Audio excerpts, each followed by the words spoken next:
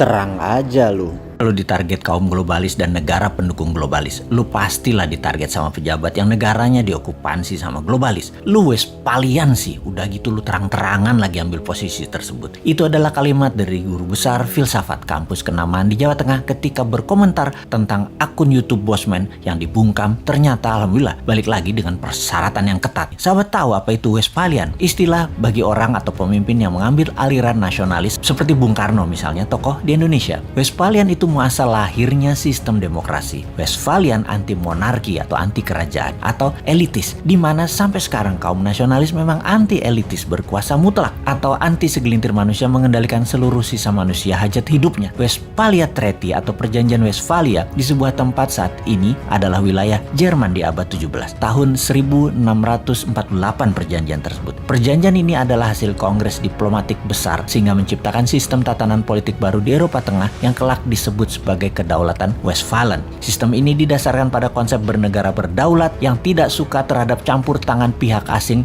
terhadap urusan dalam negeri suatu bangsa. Di sanalah muasal lahirnya istilah nation state atau negara bangsa. Sejak saat itu, monarki dunia mulai mengalami kemunduran hingga puncaknya terjadi Perang Dunia Pertama di mana Amerika merupakan negara Westphalian terbesar pada saat itu. Sejak akhir Perang Dunia Pertama hingga berakhirnya Perang Dingin 1989, ada 100 negara lahir yang kebanyakan bentuknya demokrasi nasionalis. Monarki dengan penguasaan elitis tidak tinggal diam. Ada 13 keluarga besar yang berbasis bisnis perlahan-lahan mulai menguasai dunia. Diawali sejak Perang Dunia Kedua yang menempel dengan Amerika. Mereka adalah globalis cabal seperti Rothschild, Oppenheimer, Rockefeller, Zucker, dan lain sebagainya. Lalu di tahun 1989 mereka menempel dengan Tiongkok, membuat baik Amerika maupun Tiongkok saat ini berafiliasi kepada globalis. Globalis itu monarki 2.0, anti nation state yang saat ini menguasai 99 data manusia kaum globalis itu. Bagi globalis cabal, mereka tidak mengenal istilah negara atau bangsa lagi. Bagi globalis, yang penting adalah nomor kependudukan dan nomor sertifikat. Kontrol dan monitor seluruh data umat manusia adalah tujuan mereka. Kita, kaum New Mind, menentang keras dan sangat berlawanan dengan pemahaman globalis cabal di mana kita adalah kaum patriotis nasionalis. Ini kita deklarasikan berkali-kali. Inilah yang membuat sosmed YouTube Bosman harus dibungkam karena jangan-jangan memang pejabat 20 tahun terakhir Indonesia merupakan kaki tangan globalis atau terkena pemahaman globalis. Termasuk oposisinya. Ide nasionalis dibangkitkan oleh New Mind ini sesungguhnya dan sungguh ini menjadi ancaman. Bener deh, oleh globalis, nation wealth, sebuah wilayah untuk kekayaan rakyat bisa diambil oleh mereka dengan atas nama world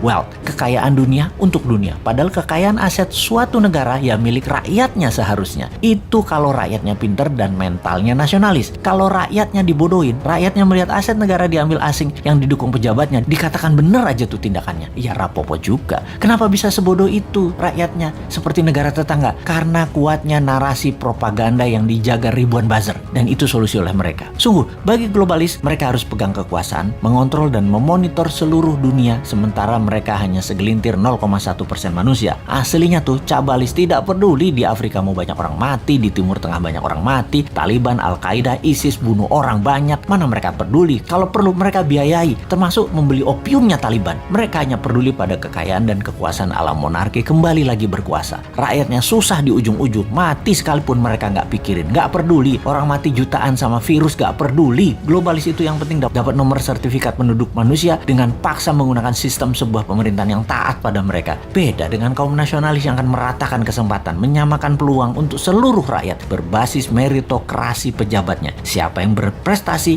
dia yang menjabat. Ide New Mind yang pro-demokrasi, pro-nasionalis, patriotis, dan mendukung nation state beda dengan oportunis globalis yang ada di benak incumbent atau oposisi pada saat ini. Sungguh, itulah yang ada di benak mereka pada saat ini dari citra yang apa mereka lakukan. Itu aja kita bacanya. Sahabat, di ujung informasi ini, walaupun akun Bosman asli sudah kembali, namun sampai November kita slow pace belum diaktifkan karena masih diincar oleh buzzer. Terima kasih sudah mensubscribe channel Bosman Mardigo Official ini dan menyebarkan ke link sosmed dan WAG sahabat semua.